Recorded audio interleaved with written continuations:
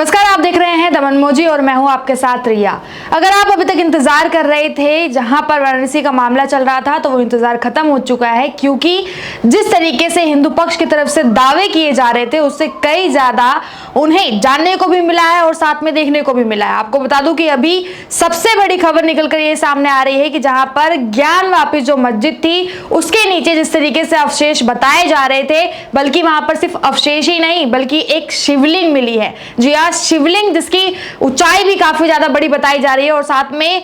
जो इलाहाबाद का कोर्ट है उसकी तरफ से भी निर्देश दिए गए हैं कि वहां पर सील कर दिया जाए, यानी कि वहां पर अभी तक किसी को जाने की अनुमति नहीं दी गई है। अब ये देखना होगा कि आगे यानी कि आने वाली कल की तारीख में किस तरीके से जो कोर्ट है वो फैसले लेता है और जिस तरीके से बताया जा रहा था कि जो दस्तावेज वहां से निकलेंगे वो लोगों के सामने लाए जाएंगे। लेकिन पूरी खबर क्या है पहले वो आप जान लीजिए। जिस तरीके से आप जानते हैं कि ज्ञानवापी मस्जिद का जो मामला था अभी बीते कुछ दिनों से चल रहा था, 3 दिन का पूरा सर्वेक्षण हुआ और हिंदू पक्ष की तरफ से जो दावे किए गए थे वो भी काम करते हुए नजर आए। वहीं पर मुस्लिम पक्ष के भी कई सारे दावे ऐसे रखे गए थे। हालांकि जो बड़ा अपडेट है वो ये भी आ रहा है कि इतना कुछ होने के बावजूद भी मुस्लिम पक्ष जो है वो आज सुप्रीम कोर्ट तक पहुंच चुका है। तो अब ये सवाल भी बनता है कि क्या जिस तरीके से बताया जा रहा था कि 17 मई यानी कि आने वाली जो कल की तारीख है उसमें जो कोर्ट अपना फैसला सुनाने वाला है वो पूरा हो पाएगा या नहीं, या फिर जिस तरीके से सुप्रीम कोर्ट में अभी मुस्लिम पक्ष पहुंचा है वहां पर क्या स्टे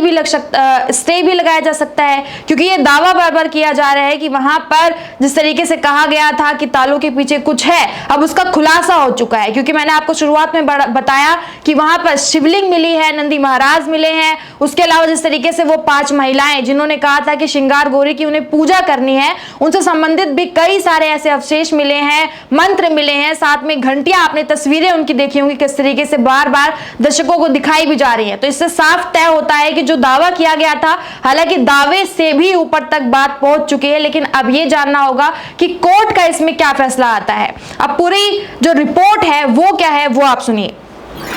जैसे कहा जा रहा है कि ज्ञानवापी मस्जिद का सर्वे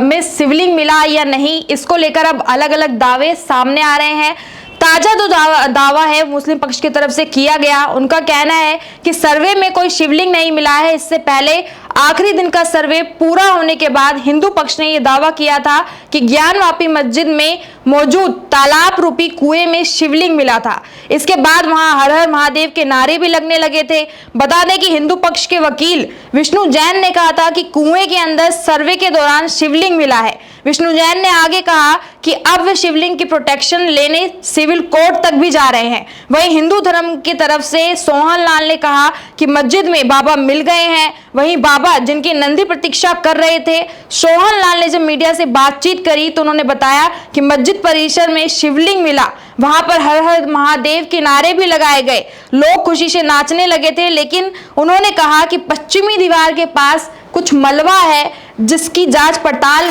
करनी अभी जरूरी है और इसको लेकर भी वो मुद्दा उठाएंगे और आगे जो पड़ताल है उसकी मांग करेंगे। इसी के साथ मैं बताऊं कि जब कुएं वाली बात को लेकर उनसे सवाल पूछे गए तो हिंदू पक्ष के एक मोहन यादव है, उन्होंने कहा कि वजू खाने या तालाब में जो शिवलिंग मिली है उसकी जो ऊंचाई है वो पूरी 12 फीट है, 8 इंच व्यास की वो बताई जा रही है और अंदर काफी गहरा हो सकता है, क्योंकि ऐसा कहा जा रहा है कि पानी के अंदर वो शिवलिंग पाई गई है। और वो कितनी गहरी है क्योंकि साफ किए बिना ही उस तरीके से उस शिवलिंग को अभी देखा गया है, यानी कि सफाई वहां पर नहीं की गई थी, तालाब का जो पानी था उसको नहीं निकाला गया था, तब वहां पर देखा गया कि शिवलिंग जो दिखाई दे रही थी उसकी ऊंचाई उस हिसाब से बताई गई कि 12 इंच जो है और 8 इंच नीचे से वो धसी हुई है। हो सकता है कि उससे भी ज्यादा वो नीचे गहराई में पाई जा सकती है। इसके अलावा सुप्रीम कोर्ट ने भी ज्ञानवापी का जो मामला है उसके ऊपर अपना एक्शन लिया है। जिस तरीके से मैंने आपको बताया कि उन्होंने ये कहा है कि जहां जहां पर भी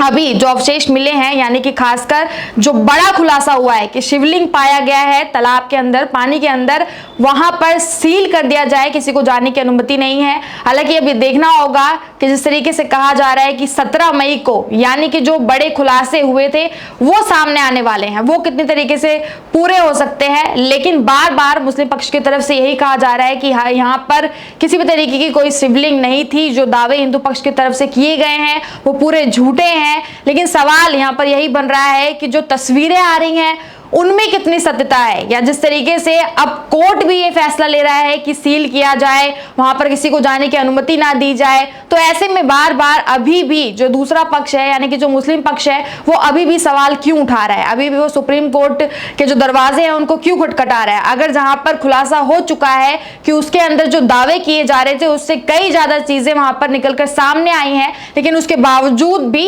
अभी भी जो मामला है वो गरमाया हुआ है। अब ये देखना अहम होगा कि आने वाली जो कल 17 तारीख है उसमें क्या कुछ होता है, क्या कार्रवाई आगे बढ़ पाती है, या फिर जिस तरीके से हिंदू पक्ष के लोगों को एक लंबा इंतजार है कि क्या काशी विश्वनाथ में जो बनी हुई ज्ञानवापी मस्जिद है क्या वो वाकई में मंदिर के ऊपर बनाई गई है, जो तालों के पीछे का खुलासा है उसमें कितनी सच्चाई है, क्योंकि तस्वीरें आप सभी के सामने हैं, जो पक्ष रखा जा रहा था हिंदू की तरफ से वो कितना सत्य है, या फिर जिस तरीके से मुस्लिमों द्वारा सुना जाता है कि वो अल्पसंख्यक हैं, या फिर जहां पर भी